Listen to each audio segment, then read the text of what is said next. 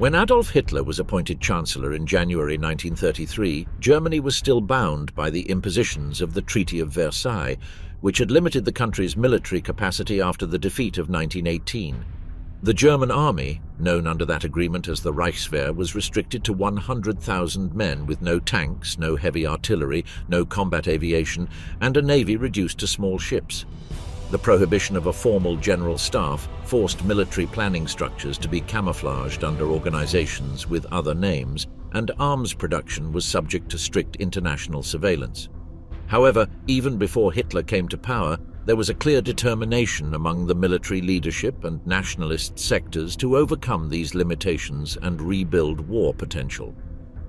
What changed with the arrival of the National Socialist regime was the speed, scale, and political determination to transform these aspirations into concrete actions.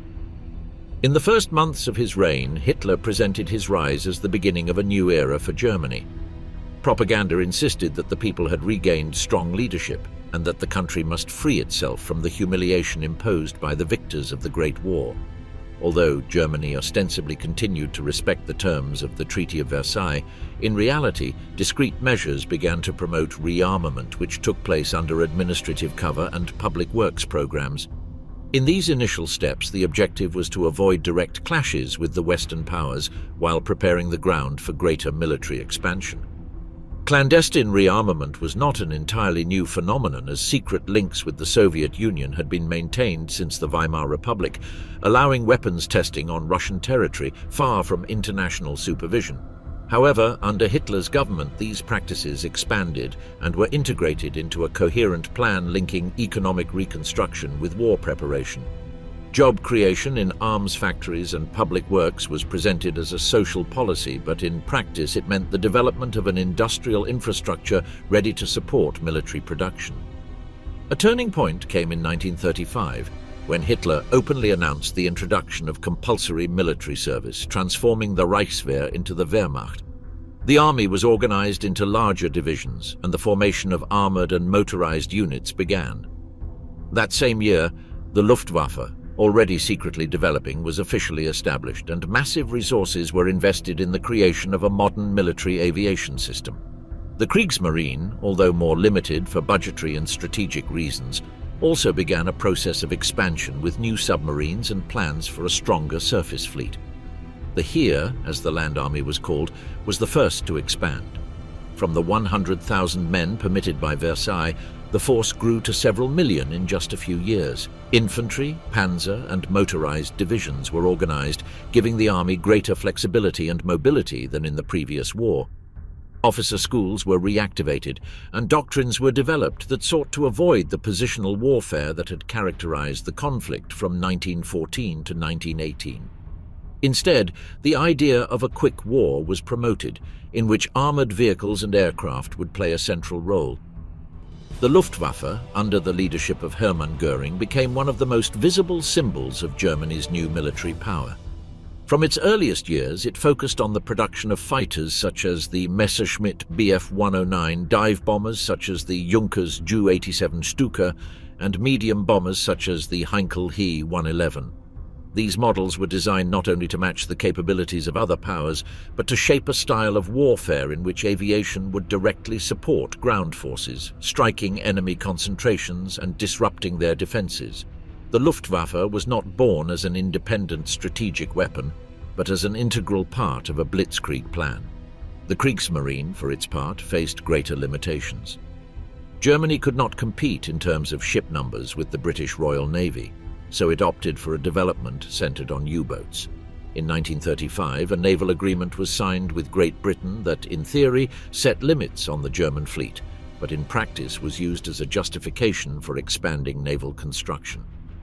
The most ambitious plan, known as Plan Z, called for the construction of large battleships and aircraft carriers, although by the outbreak of war only a portion of that program had been completed.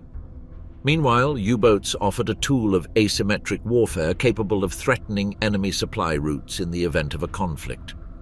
The development of this military machine was accompanied by a doctrinal framework that sought to avoid the mistakes of the previous war.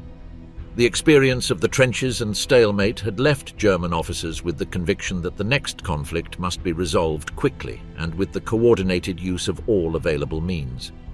Thus was born the idea of Blitzkrieg, or lightning war, which was not a single plan codified in a manual, but a set of principles that prioritized surprise, speed, and coordination between forces. The army was to penetrate enemy lines with tanks and motorized troops, while the Air Force destroyed key points and disrupted the rearguard. The infantry would advance behind to consolidate the positions gained. This combination was intended to destabilize the enemy from the outset and prevent them from having time to reorganize. Blitzkrieg represented a break with the classic view of attrition warfare. Instead of relying on the accumulation of forces to slowly wear down the enemy, it aimed to achieve a rapid collapse of its capacity to resist. This required meticulous planning, efficient logistics, and coordination between branches that had previously been unseen on such a scale. Although the Wehrmacht was still in the process of formation in the second half of the 1930s and lacked many of the necessary resources, the doctrine was consolidated as the basis upon which officers and troops were trained. Politically, Hitler combined these measures with a public discourse that continued to speak of peace and a just revision of the international order, while in practice directing all of the state's resources toward rearmament. Financial mechanisms such as the so-called Mefo-Wechsel were used, bills of exchange issued by a fictitious company that allowed arms production to be financed without appearing in official budgets. This financial engineering concealed the real pace of rearmament, avoiding an immediate economic collapse while allowing a massive military expansion. The organization of the economy was adjusted to the needs of the military. Heavy industry, steel production, and research into new fuels and synthetic materials were placed under state control. Agriculture was also adapted to the expectations of self-sufficiency, seeking to ensure food supplies in the event of war. The four-year plan, launched in 1936, was the clearest expression of this policy. Its objective was to prepare Germany for war in the short term, reducing dependence on imports and ensuring the capacity to sustain a prolonged conflict. The German military command, although occasionally reticent about the pace imposed by Hitler, gradually aligned itself with these objectives. Generals who had experienced the First World War understood the risks of a premature conflict, but the regime's authority and initial foreign policy successes reinforced confidence that Germany could once again confront Europe. The army, which during the Weimar years had sought to maintain a low profile, became the central pillar of a state that conceived itself as a militarized community. Internationally, these measures generated concern among neighboring powers, but the policy of appeasement and the desire to avoid a new war allowed Germany to continue expanding its capabilities without encountering immediate opposition. Thus, by 1939, the Wehrmacht had become a force of several million men, equipped with modern divisions, a large air force, and an expanding navy. What had begun as rearmament disguised as a social program was transformed into a war machine ready to be deployed. The Reich's big lie, the pretext for invading Poland and starting the war. Since the spring of 1939, the German High Command no longer discussed whether to attack Poland, but when. Planning began to take concrete shape in April when Hitler issued instructions for swift and decisive action against the eastern neighbor. The objective was not solely military. It was about imposing a definitive solution to the Polish problem, which for the regime was both territorial and ideological. The guidelines were clear: eliminate Poland's defensive capacity from day one, destroy its administrative structures, and make it clear that this was not a temporary campaign or a partial occupation. To achieve this, the German army needed meticulous organization. By mid-year, plans were finalized for what would be the fastest campaign Europe had yet seen. Forces were concentrated at several strategic border points. The Wehrmacht had overwhelming forces at its disposal, around 1.5 million men, almost 2,500 tanks, and more than 2,000 aircraft were ready to participate in the offensive. This mobilization included the Heer, the Luftwaffe, and the Kriegsmarine, although the latter had a more limited role due to the land-based nature of the conflict. Tactical preparations included strong coordination between ground and air forces. The concept of Blitzkrieg, which had already been developed in previous years, found its first practical application in this operation. Although it was not a formally established doctrine as it would later become, the idea of combining rapid, deep, and well-synchronized attacks with intensive use of aviation was key. The Panzer divisions, supported by tactical aviation, would seek to penetrate the interior of the country as quickly as possible, avoiding conventional defensive lines and sowing confusion in the enemy rearguard. The regime not only prepared the military aspect. Weeks before the attack, a propaganda apparatus was deployed to justify the action. Messages were crafted that portrayed Poland as a potential aggressor, and border incidents were exaggerated to generate an atmosphere of imminent threat. One of the most notorious fabrications was the Gleiwitz incident, a covert operation carried out by German forces disguised as Poles, simulating an attack on a German radio station. This event was presented to the world as a Polish provocation and served as an immediate pretext for launching the offensive. At 4:45 a.m. on September 1, 1939, the attack began. The Luftwaffe bombed strategic positions in the Polish interior, including airfields, communication centers, and military warehouses. Almost simultaneously, ground units crossed the border on multiple fronts, with encircling movements that sought to disorganize the enemy from the first minutes.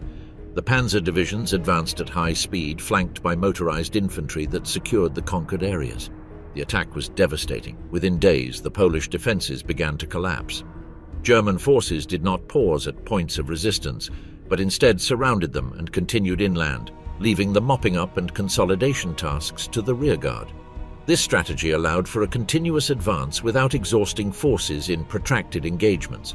Polish units, although they offered resistance at various points, were unable to coordinate effectively or establish a coherent defensive line. Furthermore, German air supremacy hampered any attempt at reorganization or counterattack. Meanwhile, propaganda within Germany spread the idea of a preemptive, necessary, and just operation. Alleged abuses committed by Poland against German minorities on its territory were highlighted, and the Reich was portrayed as a victim forced to defend itself. Hitler's speeches constantly repeated this narrative, asserting that all diplomatic avenues had been exhausted and that the attack was an inevitable response to Polish provocations. The newsreels featured carefully selected images of smiling soldiers, columns advancing unopposed, and towns supposedly welcoming the German troops. Coordination between the various branches of the military was fine-tuned in real time. Mobile divisions communicated their progress and requested air support when they encountered resistance. The Luftwaffe responded swiftly, removing obstacles and allowing the advance to continue unabated. This breakneck pace surprised not only the Poles but also international observers. Within a few days, German forces were deep inside enemy territory surrounding Warsaw and other key cities. On the diplomatic front, Germany had previously assured that the Soviet Union would not intervene on behalf of Poland. This was made possible by the pact signed in August between the two powers, officially known as the Non-Aggression Pact, but which included secret clauses on the partition of Polish territory. With this agreement, Hitler eliminated the risk of a two-front war and could concentrate exclusively on the Eastern campaign. Furthermore, he was confident that France and Great Britain would not react strongly, as had happened in previous episodes. However, the diplomatic calculation was not entirely correct. On September 3rd, France and the United Kingdom declared war on Germany, fulfilling their commitments to Poland. Despite this, no immediate military action was taken by these powers. For weeks, the so-called joke war raged in the West, with minimal defensive movements and no significant fighting. This allowed Germany to continue its offensive without worrying about a second front. Within German territory, the news of the war was received with a mixture of enthusiasm and resignation. Propaganda had prepared the ground, presenting the conflict as a just and necessary cause. Many citizens supported the action, convinced that it was the only way to resolve the outstanding problems with Poland. At the same time, censorship and information control measures were activated to ensure a single narrative and prevent dissenting voices. Values such as sacrifice, discipline, and national pride were promoted, while casualties were minimized and the harshest aspects of the conflict were hidden. The campaign was brief but intense. On September 17th, the Soviet Union invaded eastern Poland, fulfilling its agreement with Germany. This further accelerated the disintegration of the Polish army, which was already in retreat. Warsaw held out until the end of the month, but finally capitulated after a siege accompanied by constant bombardment. The Polish resistance was valiant in many instances, but completely overwhelmed by the enemy's technical and organizational superiority. By the end of September, the map of Europe had changed. Poland was divided between Germany and the Soviet Union, and the world had formally entered the war. For the Nazi regime, the campaign was a demonstration of military effectiveness, strategic planning, and political control. It confirmed that the rapid war model worked, and this reinforced the High Command's confidence in future operations. Blitzkrieg was not yet a familiar word to the public, but its essence had been put into practice with brutal efficiency. The experience in Poland became a model to follow. Generals studied every detail of the operation to fine-tune the mechanisms for future campaigns. Political authorities highlighted the results as proof of the superiority of the German system. Parades were organized, victory bulletins were distributed, and the figure of the German soldier was glorified. The initial success reinforced the idea that the Reich had an inevitable and justified expansionist destiny, and that obstacles would be overcome with the same speed and determination as in this first campaign. Thus began, from the German perspective, a conflict that had not yet revealed its true colors, but which already revealed the determination of a regime willing to use all its resources to achieve its ends. The invasion of Poland not only marked the beginning of the World War, but also the starting point of a way of waging war where speed, surprise, and propaganda were as important as weapons. Lightning victories, the Blitzkrieg, and the rise of the Wehrmacht. German military strategy in 1940 focused on leveraging speed and coordination as the primary tools for victory.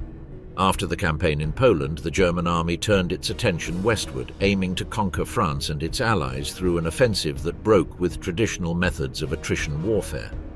The concept of Blitzkrieg, which had already proven effective in Poland, was now applied on an even grander scale, and with a precision that took the Western powers by surprise.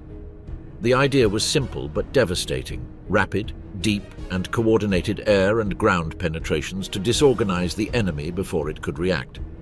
In May of that year, the Wehrmacht launched its attack on the Netherlands, Belgium, and Luxembourg, nations that were enmeshed in the German military machine as part of the plan to outflank the French defenses.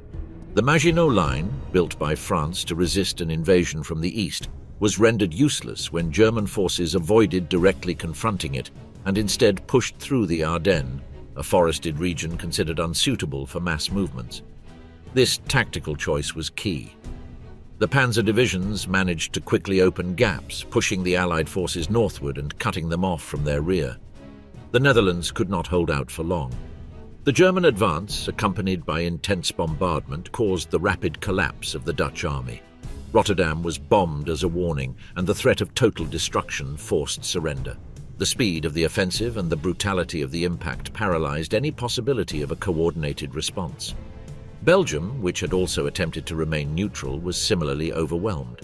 Belgian, British, and French forces attempted to form a defensive line, but well-calculated German maneuvers, backed by unprecedented mobility, engulfed them before they could establish a firm front. The most decisive operation was the advance through Sedan. There, the Germans managed to quickly cross the Meuse River, overcoming the French defenses. Once this crossing was achieved, the armoured divisions launched a westward thrust toward the English Channel, encircling the Allied forces in Belgium and northern France. The rapidity of the movement left Allied commanders with no time to regroup, causing a collapse in morale and the command structure. Dunkirk then became the only escape point. As British forces and part of the French army were trapped against the coast, an emergency evacuation was organized. Although the Germans could have closed the encirclement, they paused briefly at the decision of the High Command, allowing hundreds of thousands of Allied soldiers to escape by sea. This tactical pause is still debated, but it did not change the overall course of the campaign. France was divided and its forces overwhelmed. The government collapsed under the speed of the German advance. Paris was occupied without prolonged fighting, and in June the country requested an armistice. The victory was complete from a military point of view, with a swiftness that completely broke with memories of the First World War. The success of the Blitzkrieg was not only operational but also propaganda-based. In Germany, the regime took advantage of this victory to reinforce the image of the invincibility of the new German army and the superiority of the National Socialist system. The images of the parade in Paris and reports of the advances were widely broadcast on the radio and newsreels. Hitler appeared as a brilliant leader who had overcome the old powers, while the generals were presented as national heroes. This narrative strengthened the country's internal cohesion. The population, still fresh in the memories of defeat in the Great War and the humiliations of the Treaty of Versailles, experienced this moment as a historic revenge. Morale rose to unprecedented levels, and confidence in the political and military leadership was consolidated. The idea was established that the Reich could prevail in Europe with a combination of strength, speed, and determination. On the military level, the campaign served as a complete validation of the German model. Armored units operating in combination with aviation and efficient logistical support demonstrated that the war could be resolved in weeks, not years. The Luftwaffe played a pivotal role, weakening enemy forces and facilitating ground movements. German commanders watched with satisfaction as their doctrine was implemented with precision and effectiveness. Unified command, tactical surprise, and mobility were decisive factors. The enemy, trapped in rigid defensive strategies and slower command structures, was unable to adapt to the pace of the offensive. This difference in approach marked the outcome of the campaign. Press reports spoke of the technical skill and bravery of the German soldiers, without mentioning the level of coordination required. Mistakes made or missed opportunities, as at Dunkirk, were also omitted. Everything was presented as part of a perfect, calculated sequence. The narrative was clear. The new German army, rejuvenated and professionalized, was invincible. German cities celebrated the victory with parades, speeches, and a national exultation that left the years of crisis behind them. A sense of renewed power was consolidated, that history was being successfully rewritten, and that the new Germany had completely overcome its recent past. The German High Command, for its part, drew very concrete conclusions. The success of the Blitzkrieg was interpreted as a repeatable formula, not a favorable exception. This optimism directly influenced the planning of subsequent operations. It was assumed that, applying the same logic, any front could collapse with the right pressure. This confidence in tactical superiority would be a determining factor in future decisions, both in the East and elsewhere. The French campaign not only expanded the Reich's territorial control, but also transformed the perception of the conflict. For many within the regime, this victory confirmed the idea that the fate of Europe was in German hands, and that speed and will were enough to defeat any enemy. Army morale was at an all-time high. The experience of such a successful, swift, and seemingly clean campaign contrasted sharply with the memories of the previous conflict, in which every meter of ground cost thousands of lives. Now the divisions returned as victors, admired and decorated. The sense that the new type of warfare could be imposed without wear and tear reinforced both the internal command structure and the confidence of the political leadership. This collective euphoria, built on a lightning victory, consolidated the myth of invincibility. From a logistical standpoint, the success was also interpreted as proof that the German war system could operate efficiently beyond its borders. Supplies, equipment repairs, and the continuous movement of troops operated without interruption. Significant. This reinforced the idea that the Reich could sustain prolonged operations if it maintained control of the offensive tempo. The army, the population, and the leaders shared a unified vision. The model worked, the strategy was effective, and the war could be won. This internal consensus was fueled by propaganda which left no room for doubt. Everything pointed toward continued expansion. Every step taken in 1940 seemed to confirm that the combination of political determination, technical capability, and offensive doctrine was sufficient to conquer Europe. The reality of such a swift victory, achieved with so little apparent resistance, emboldened both the command and the people. Thus, at the close of that year, Germany was at the height of its confidence. The myth of the Blitzkrieg, now fueled by facts, defined the course of the conflict and set the tone for what was to come. The sky closes in, the failed attempt to subdue England from the air. After the swift German victories in Western Europe, Hitler ordered the army to prepare a plan to invade the United Kingdom. This operation was dubbed Sea Lion. It was expected to be a natural continuation of the success achieved in France. However, this time, the scenario was different. It was not an immediate ground offensive, but an invasion that required first dominating the air and sea space. The German command knew it could not land troops on British soil without first neutralizing the Royal Air Force. Therefore, the High Command ordered the Luftwaffe to completely eliminate the United Kingdom's air defense capability before setting a definitive date for the landing. The Luftwaffe had extensive experience from its previous campaigns and was convinced it would achieve its objectives without major difficulties. At the start of the air offensive, they focused on bombing military targets such as airfields, radar stations, and lines of communication. The goal was to systematically weaken British defenses. The attacks began in July 1940 and intensified in August. Hundreds of cross-channel sorties were launched each day to attack the islands. However, the British had prepared a more robust defense network than the Germans had expected. In addition to having a radar early warning system, British pilots operated close to their bases, while the Germans had to fly long distances, which limited their combat time. The German tactical superiority that had worked in ground campaigns did not translate easily to air combat. Although the Luftwaffe had a large number of aircraft, its bombers were slow and vulnerable. The fighters tasked with escorting them had limited range, so they were often unable to accompany them to the end of their flight. This left the bombers exposed to attack by British fighters, which took advantage of this weakness to shoot down large numbers of enemy aircraft. Despite the losses, the Germans continued their offensive, changing targets and adapting their strategy. For several weeks, they heavily attacked radar installations, hoping to blind the British defenses. They then focused on destroying airfields, trying to leave the RAF unable to respond. Seeing that the Royal Air Force was holding out longer than expected, the Luftwaffe adopted a new approach. At the beginning of September, the bombing raids were directed toward major cities, especially London. This decision was not solely a response to military necessity. The aim was to instill fear, break the population's morale, and force a surrender. But this new tactic failed to achieve its objectives. Although it caused destruction and civilian casualties, British resistance did not weaken. On the contrary, the population adapted to the attacks, and British propaganda strengthened the collective spirit. Authorities distributed gas masks, organized shelters, and established evacuation systems for children. Meanwhile, British pilots continued to engage the Germans, often with numerical superiority, but with a closer knowledge of the terrain and a ready support network. The German High Command, seeing no clear results, began to question the effectiveness of their actions.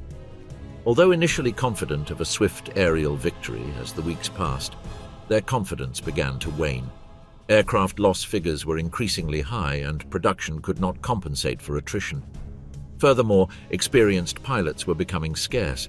In contrast, the RAF was able to replace its aircraft more quickly thanks to its war-adapted industrial system and external aid.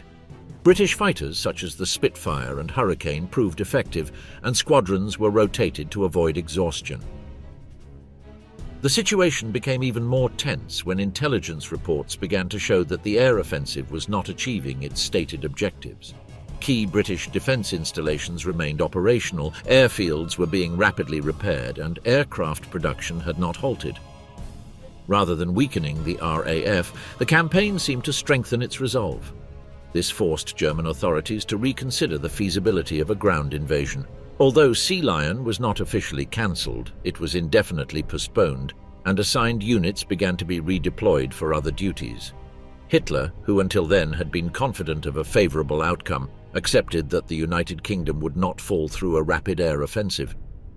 The failure had a strong impact on the domestic perception of the conflict. In Germany, propaganda had been tasked with portraying military advances as inevitable. Each victory was heralded as proof of national superiority. The offensive against the United Kingdom was presented as a further step toward consolidating the new European order.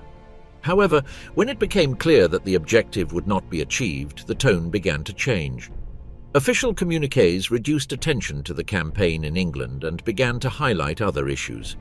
The media stopped talking about Britain's imminent collapse and began to present the bombing raids as a punitive measure or as part of a prolonged blockade.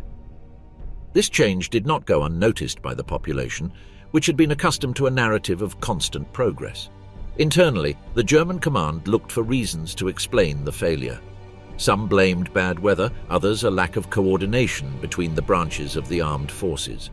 There was also criticism of the strategy adopted by Göring, who had promised that the Luftwaffe would achieve complete control of the air without the need for naval support. His confidence in the abilities of his pilots and aircraft was not reflected in the results. Divisions within the military leadership began to become more visible. Despite the experience accumulated in previous campaigns, this was the first time that the German army had not achieved its objectives immediately. The air conflict with the United Kingdom marked a turning point. Although it did not halt the German war machine, it did show that there were limits to its advance. The failure in British skies also had technical consequences. Commanders began to rethink bomber design, seeking models with greater range and defensive capabilities. Escort systems, coordination between squadrons, and supply logistics were evaluated. In parallel, alternative plans for future campaigns began to be developed. Authorities understood that they could not rely exclusively on one tactic or one type of weapon. While Blitzkrieg had been effective on the ground, in the air it required adaptations that had not been anticipated. The British experience demonstrated that an enemy with good technical preparation and the will to resist could alter the course of the war. Another important aspect was the response of the German population. Although there was no complete information about the results, it was clear that something had changed. The indefinite suspension of the ground invasion and the growing silence in the media generated uncertainty. Propaganda attempted to maintain morale, speaking of a future victory or a diplomatic solution. But for the first time since the beginning of the conflict, doubts arose about the infallibility of the leadership. Some voices began to wonder whether the United Kingdom would be a more complex obstacle than anticipated. These concerns were not expressed openly, but they were signs that the initial enthusiasm was beginning to moderate. Over time, the conflict with the United Kingdom faded into the background. Strategic priorities shifted, and it was decided to focus efforts on other fronts. Even so, the air battle left a permanent mark on military leadership. It was a lesson in the limits of aviation, the importance of logistics, and the enemy's ability to adapt. Although the German command attempted to present the campaign as a partial success, in practice it was a setback. The failure to defeat the RAF or pave the way for a direct invasion prevented the Third Reich from consolidating its total dominance over Western Europe. The Battle of Britain was an episode in which air strategy revealed its weaknesses. Unlike ground offensives, where conquered terrain offered visible results, in the air, everything depended on coordination, timing, and the enemy's ability to respond. The Luftwaffe discovered that having more aircraft or previous experience was not enough. The combination of technical, tactical, and human factors determined the outcome. The British managed to hold their airspace, withstand the pressure, and preserve their operational capability. And that meant that Hitler's most ambitious plan up to that point, to conquer the United Kingdom, would not be realized.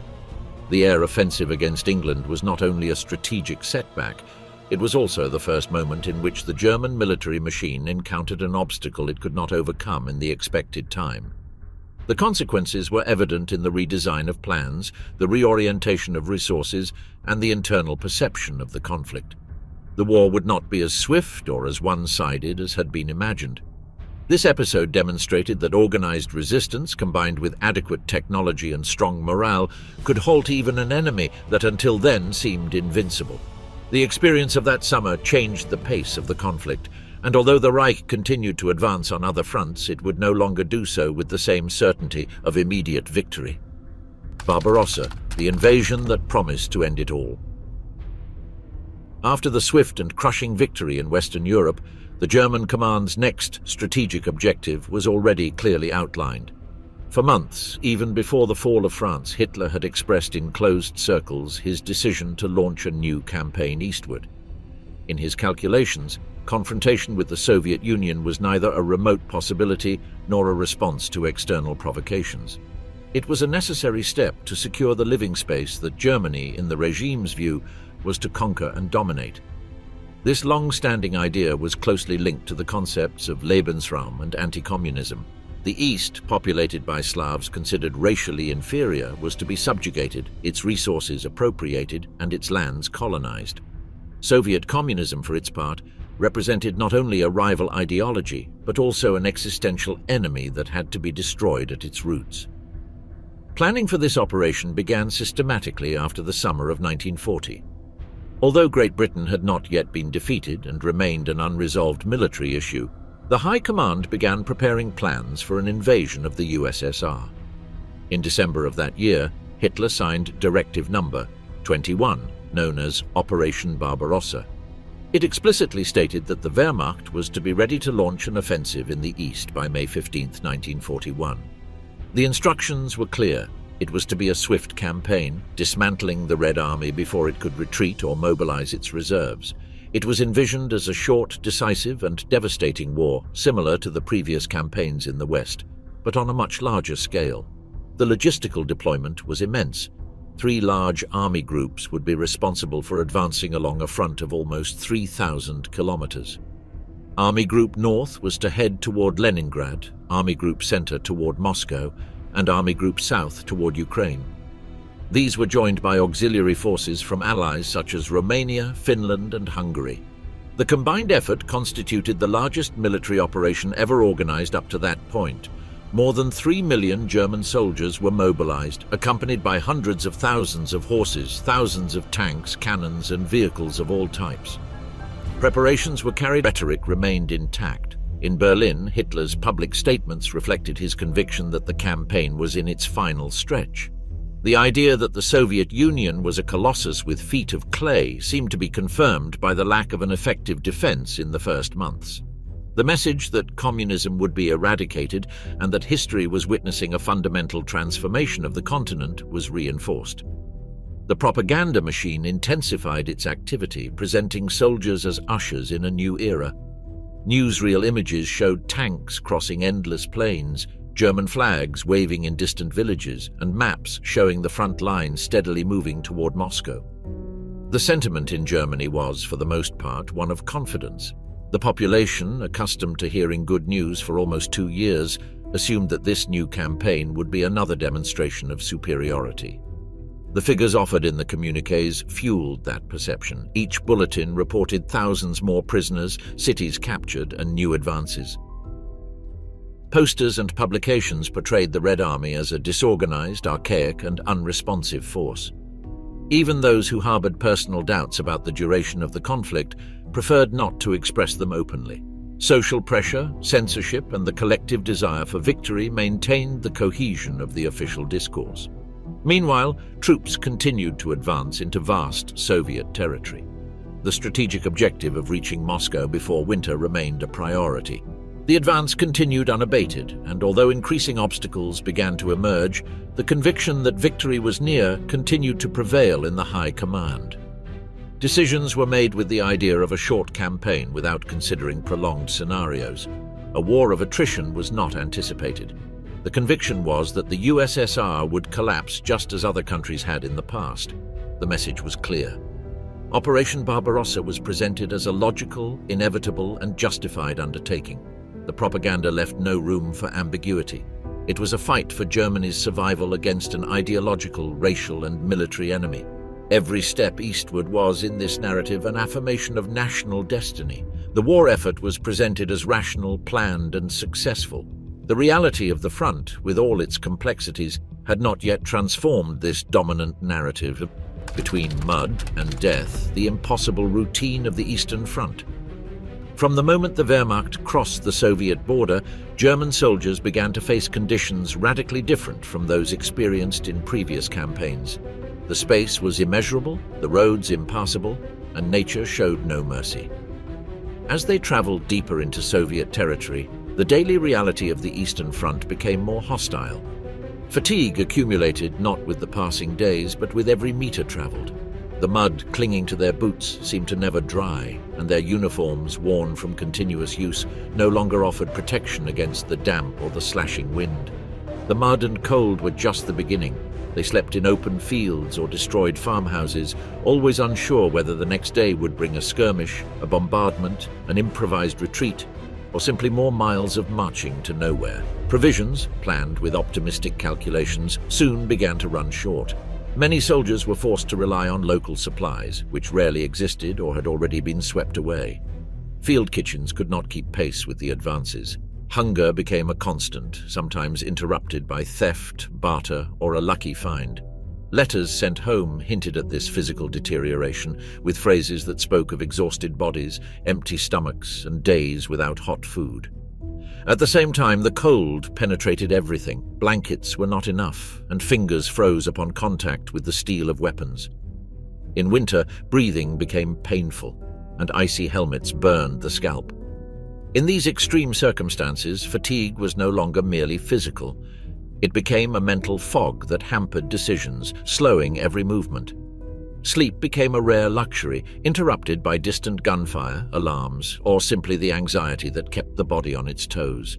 Routine was rife with fear, which never completely disappeared. Even when the front seemed calm, the fear of an ambush, a mine, a sniper, or a sudden offensive haunted every step. There was no security. Some wrote that the most agonizing moments were the silent ones because they anticipated the unpredictable. The constant tension wore down even the most experienced soldiers, who acknowledged in their diaries that the Eastern Front was something completely different from what they had experienced in other campaigns. Official propaganda attempted to sustain morale with heroic tales, images of smiling soldiers, and optimistic communiques. In German newspapers and newsreels, reports spoke of successful advances, captured cities, and a collapsing Soviet resistance. But those on the front lines saw something else. The destroyed cities offered neither shelter nor resources. The evacuated or annihilated populations left behind desolate landscapes.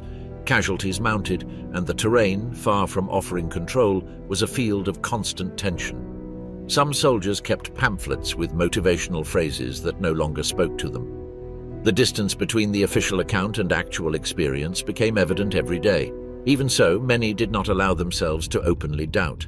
They clung to what they knew, repeated their officers' words, and believed in ultimate victory as a psychological refuge rather than a strategic certainty. Family letters played a crucial role, as receiving news from home was one of the few consolations available. These messages, though brief, managed to suspend the feeling of abandonment, but even in them the soldiers began to filter their disenchantment through veiled phrases that evaded censorship, yet clearly conveyed the emotional burden of the front.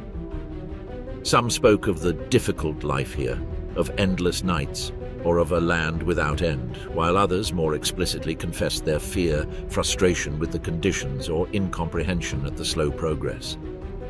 The shared experiences among comrades were also ambivalent.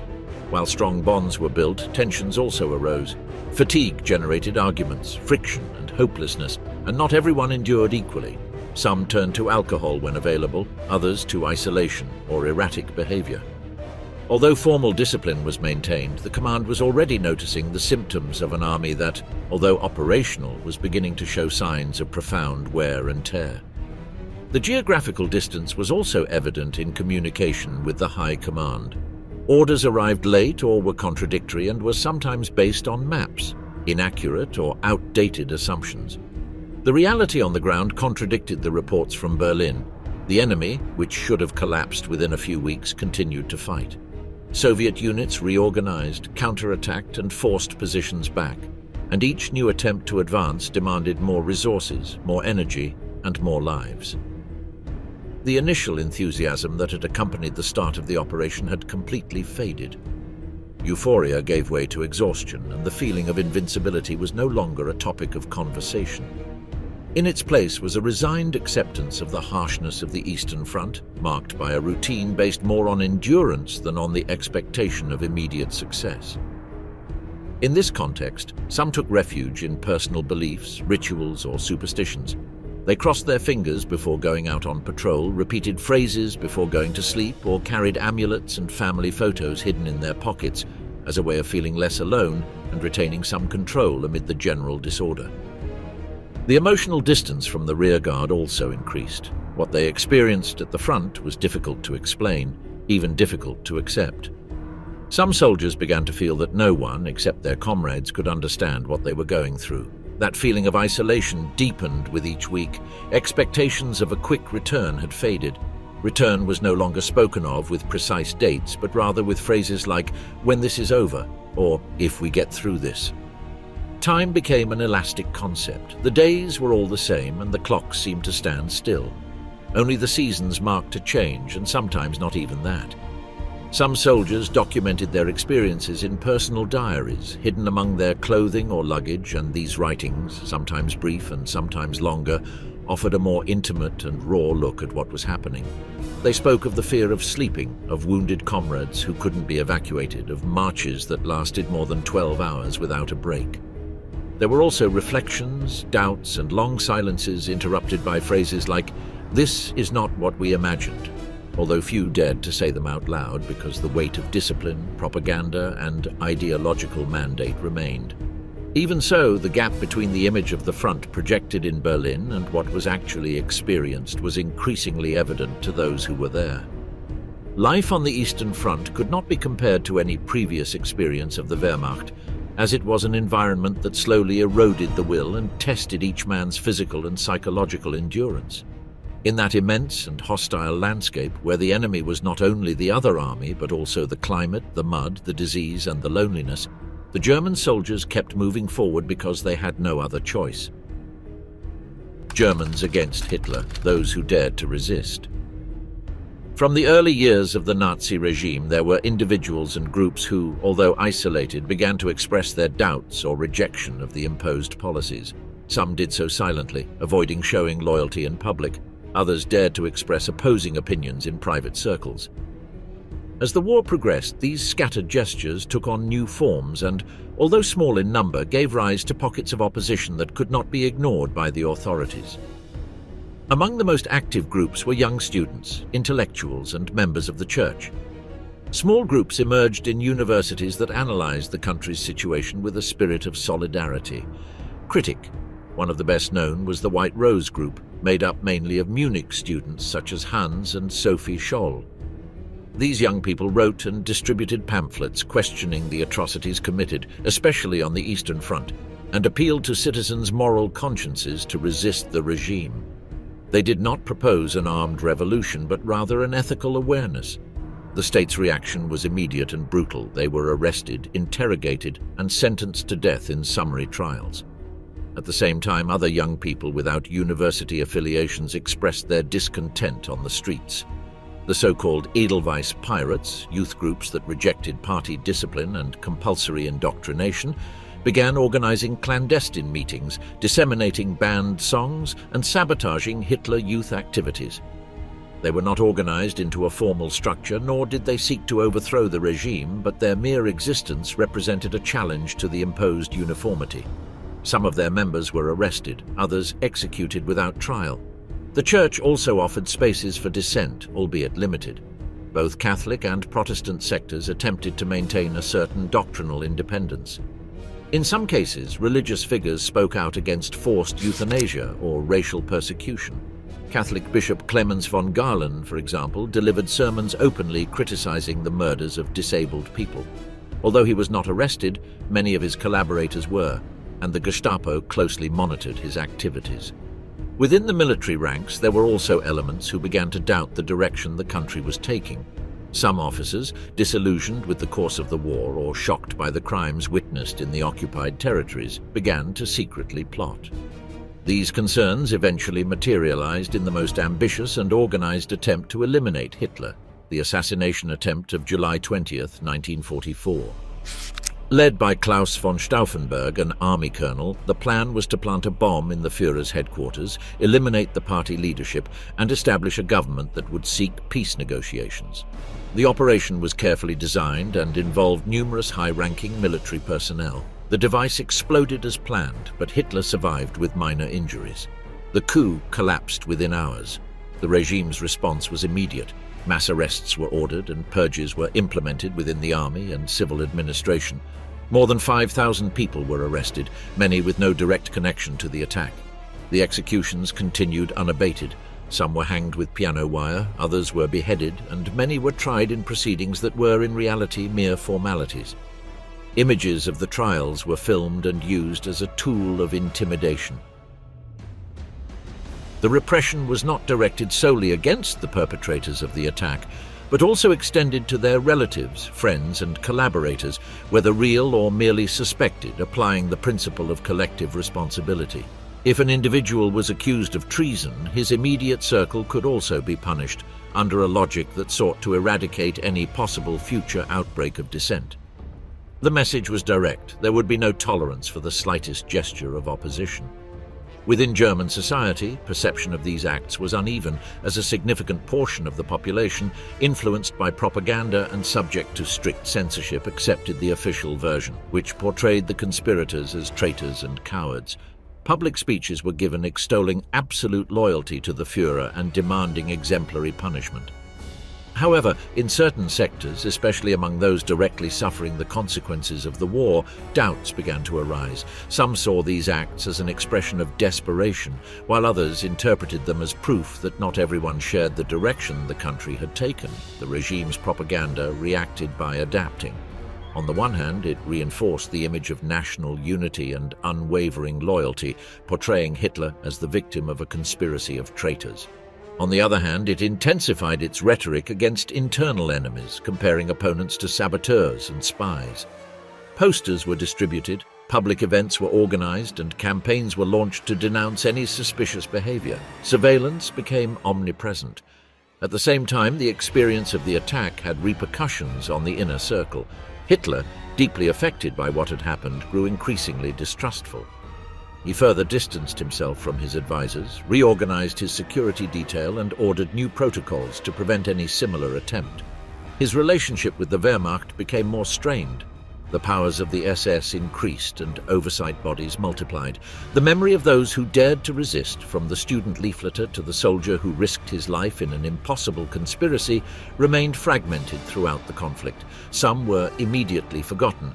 Others were portrayed as traitors for years. Only much later, after the collapse of the regime, did they begin to be recognized as symbols of a conscience that, although a minority, was not completely extinguished. Internal dissent in Nazi Germany failed to alter the course of the war, but it revealed that even under one of the most repressive regimes in history, there were voices willing to question, challenge, and resist. Amidst fear, absolute control, and omnipresent propaganda, there were those who chose another path, even though they knew their decision would almost certainly lead to their death: total war and the Reich economy. As the conflict escalated on all fronts and the possibility of a successful blitzkrieg disappeared, the Third Reich was forced to completely transform its economic structure. As the scope of the war expanded, the need for systematic mobilization of all resources then left large labor gaps that were filled by the massive entry of women into the industrial world. While the regime had maintained a traditionalist discourse on the role of women, the pressure of the war forced it to soften that stance. Beginning in 1943, public campaigns were promoted to encourage women to participate in weapons production. Technical courses were offered, factories were adapted, and schedules compatible with domestic life were established. Some production units installed cafeterias and daycare centers. This mobilization was presented as a joint effort for victory. Magazines illustrated women in work uniforms alongside tanks or airplanes. Although many conservative sectors were suspicious of these changes, the state machinery brooked no opposition when it came to sustaining the war effort. Control over civilian life became almost absolute, with decisions about the fate of every citizen made directly from the Reich headquarters. Jobs were assigned according to production criteria, and labor mobility was restricted to avoid regional imbalances. Since unions had disappeared before the conflict, there was no room for negotiation or protest. It was the state that organized working conditions, set the workday, distributed rations, and authorized leave, while factories remained active day and night under a rotating shift system was justified by the need to achieve a common goal. This entire process was supported by the propaganda apparatus, which spread the idea of a national community in arms, presenting the worker as a combatant on the home front. Radio stations broadcast reports on production progress, and newspapers celebrated manufacturing figures as if they were military victories. In this context, any deviation from the collective effort was immediately denounced as sabotage or treason. The impact of this transformation was profound. Cities were filled with posters urging sacrifice. Offices were reorganized to respond to strategic needs. Children were instructed in principles of productive discipline. Schools disseminated examples of technical effort, and young people were sent to factories or farms as part of their patriotic training. This was not just an economy serving the war effort, but an entire culture of work under state control. This organization was presented as superior to the liberal one, accused of being dispersed and chaotic. The German model, according to official rhetoric, demonstrated that discipline could transform even the most difficult times into moments of growth and order. Albert Speer was portrayed as the symbol of this capacity. In his public appearances, he appeared with plans, graphs, and workers behind him, discussing practical solutions. He did not wear a military uniform or use ideological language, which increased his credibility as a technician in the service of the Führer. Hitler cited him as an example of the new generation of German leaders, capable of combining efficiency and loyalty. This model of technical minister contrasted with traditional bureaucrats and reinforced the idea of a dynamic government adapted to the demands of the conflict. As time passed, however, the demands increased. Stricter rationing systems were implemented, movement within the country was regulated, private celebrations were restricted, and leisure culture was subordinated to the culture of sacrifice. Shows considered frivolous were banned, cinema was required to exalt national resilience, and light music was replaced by patriotic marches and choirs. Churches, while maintaining their activities, were called upon to support the collective effort with messages of unity and commitment. The system left no gaps. Every sphere of life was to serve the same objective, sustaining the war at any cost. The intensive use of forced labor and the total mobilization of internal resources allowed the German economy to maintain its level of production even when the course of the war turned adverse. This paradox was used by propaganda as proof that the nation remained strong.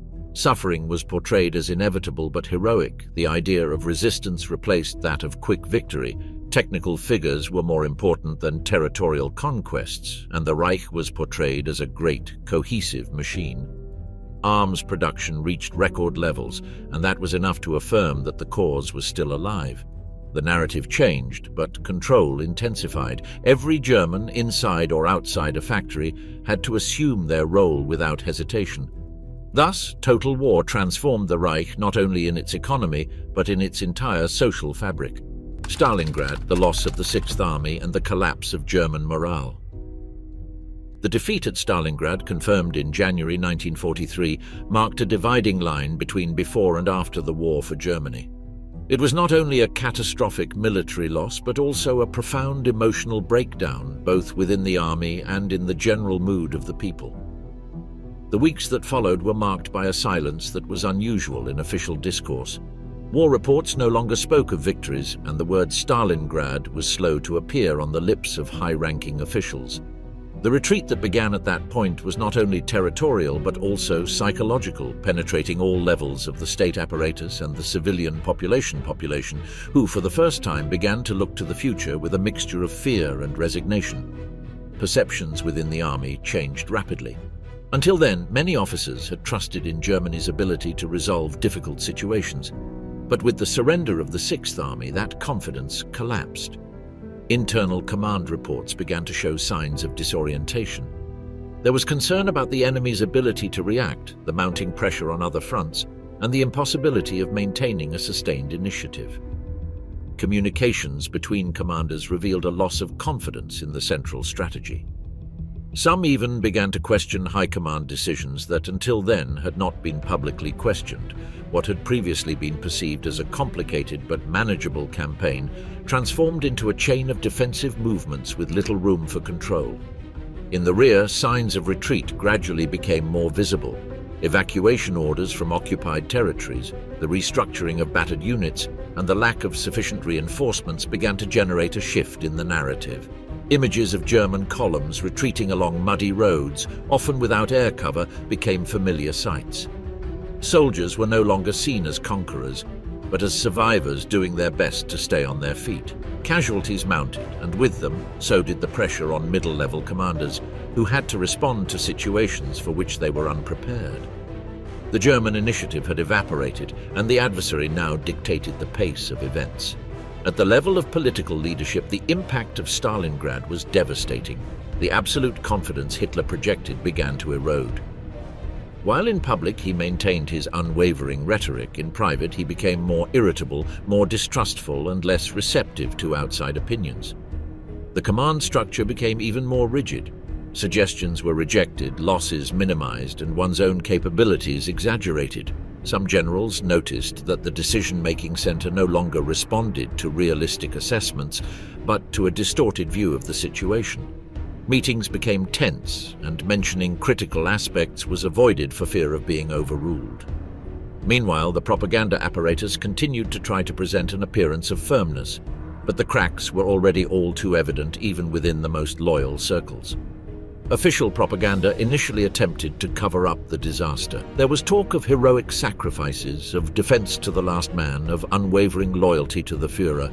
But as the days passed, the prisoners' accounts and foreign news arriving through uncontrolled means made it impossible to maintain the veil.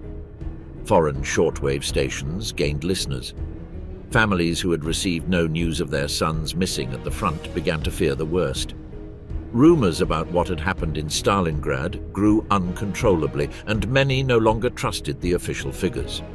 In factories and neighborhoods, the name of the Russian city became synonymous with catastrophe. It was the first time that the word defeat began to take shape in the minds of the German people. Civil society experienced a shift in its perception of the conflict. Years before, victory speeches had been followed with enthusiasm. Now they were greeted with skepticism. Lines at stores lengthened, mail arrived late, and anxiety became increasingly palpable. Conversations changed tone. Some still repeated official statements, but many began to speak in low voices about a possible unfavorable outcome. Censorship was still in place, but in private spaces, talk was already spreading that the war could be lost. Some remained confident that there would be a sudden turn. Others, more realistic, began to mentally prepare for what seemed inevitable. In this context, expressions of passive resistance emerged. These were not organized gestures, nor were they articulated political movements. Rather, they were individual reactions. A lack of enthusiasm for work, disinterest in official campaigns, and avoidance of public discourse. Pressure from their peers remained, but more and more people were looking for a way to express their discontent without exposing themselves to direct reprisals. The military retreat combined with a growing loss of confidence in the leadership. It was perceived that decisions no longer responded to rational criteria, but rather to the stubbornness of a leadership disconnected from reality. Attempts to boost morale through speeches, awards, and parades were proving increasingly ineffective. Even some party officials privately acknowledged that the initial spirit had faded. Promises of quick victory were no longer convincing, and the question that began to hang in the air was how to resist, not how to win. Officers at the front, like workers in the rear, felt the strain. The energy that had characterized the early years transformed into a mixture of exhaustion, resignation, and fear. In this context, German society underwent a silent transformation. There was no open rupture or mass outburst, but there was a profound change in the way daily life was lived. Obedience became more mechanical, expressions of enthusiasm more forced, and following orders more automatic. People continued to fulfill their duties, but without the same conviction as before. Berlin in flames, the brutal end of the war for Germany. As the war turned sharply against Germany, cities began to feel the brunt of Allied air raids more strongly, which from 1943 onward became increasingly frequent, intense, and devastating. Nights ceased to be moments of rest and became moments of constant anguish, with sirens wailing incessantly, shelters filled with entire families, and explosions shaking everything in their path. By dawn, the streets were unrecognizable. Where there had been buildings, only smoking ruins remained, businesses were reduced to rubble, and homes were turned into craters. Human losses numbered in the thousands, services collapsed, water and electricity supplies disappeared, food became scarce, and fear became a permanent presence. It was no longer just a matter of material destruction, but a blow.